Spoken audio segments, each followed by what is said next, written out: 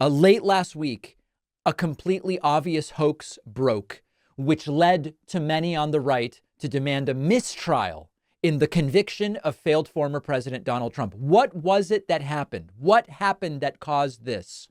Some random guy posted on the court's Facebook page that his cousin is on the jury and they've decided that they're going to convict Donald Trump. If it were true that someone's cousin on the jury leaked the verdict to them in advance, that would be a major, major problem. The only issue is that it was completely fabricated and made up. And so many right-wingers fell for it. Patrick Bet-David fell for it and tweeted out, if you ever get jury duty, don't tell your cousin about the verdict the day before it's announced, especially on Facebook. Double dumb. It was just a joke. Mike Lee, the congressman, we should all have t-shirts printed. My cousin is a juror and says Trump is getting convicted. And thank you, folks, for all your hard work. It was a hoax. Mark Levin, considered a great legal scholar by Donald Trump, responds to a Fox News article about this by saying, surprise, surprise, crooked juror in Trump case. How many more? The reality, of course, is that none of this was true. We figured this out well before Sean Hannity went to air, but Sean Hannity's still choosing to talk about it like it's a real story. And earlier tonight, this is huge. Judge Merchan from the Trump trial sent a letter to lawyers on both sides in that case, letting them know that before the verdict was announced, a Facebook user, I believe the day before the verdict, left a comment on one of the state court system's posts, writing, quote, my cousin is a juror and says Trump is getting convicted. Okay, was the fix-in from the beginning? Is this cause for a mistrial? And of course, Donald Trump jumping all over the mistrial train as well. However, it's all bogus. Anybody can go on Facebook and post that. Anybody can do it. The post has since been deleted, but the individual who posted this, Michael Anderson, if you look at his, I believe now he's gone private on all of his Facebook stuff, but if you looked at it at the time, you see that he regularly just posts nonsense all over the internet. This is sometimes called S-posting, S-H-I-T posting. And he actually posted when people started going after him and saying, you've caused a mistrial, you're going to cause a mistrial. He said, take it easy. I'm a professional S-poster.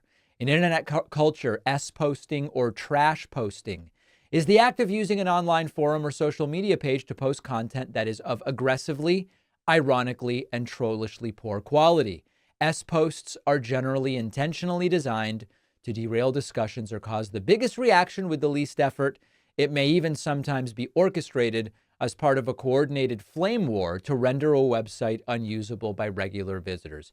It was just a hoax, and they all fell for it. And, you know, when I first saw the story, and maybe there's something useful here for people in general, like how should we react when we see such a story? My immediate questions were, who is this guy? Was this actually posted before the verdict? Because you could also post something like this after the verdict. It was posted before the verdict, but that would be one question. Is it even true that this was posted before the verdict? Who is the individual in question? Do they really have a cousin on the jury? And is any of this even real or passing the sniff test? And if you clicked on the guy's Facebook profile, to any sort of normal, well-adjusted person who understands kind of how to read, you would realize something is weird about this. This doesn't really make any sense. It's not sounding like this is really a guy with a cousin on the jury. And of course, it was not. And Trump's out there demanding a mistrial, and Hannity's out there demanding a mistrial, and it is all complete and total nonsense. So buyer beware. I know that it's very exciting when you find something that you think is useful to you. If you've been saying this conviction is so unfair, we've got to find some way to get Trump out of this. And all of a sudden something pops up and you go, oh, there's the cause for a mistrial. Maybe before jumping all over social media and posting about it, and this includes if you're Trump talking about a mistrial, maybe wait to figure out whether it's a hoax and you've been had, as so many of these right-wingers were, before demanding the mistrial. So certainly a lesson in internet trolling, to say the least. Let's take a very quick break. Make sure you're subscribed to our YouTube channel, youtube.com/The David Pakman Show. I have a very, very important announcement, significant announcement about the future of the David Pakman Show coming up later this week. Sort of an existential announcement, for lack of a better term. I think some people will like it. Some people are definitely going to be upset. But we've got a big announcement coming up this week. Hope you'll subscribe to us on YouTube. We'll hear from a sponsor or two. And then the Monday show will continue. It is time to start thinking like voters and to make sure that kids understand the importance of voting, how it works, registering, ballot initiatives, because so many kids just have no idea.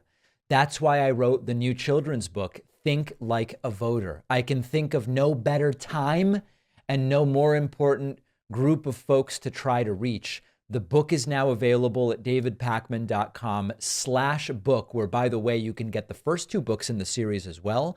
Think Like a Detective and Think Like a Scientist. Really important stuff. Donate them to local libraries, classrooms, read them with the kids.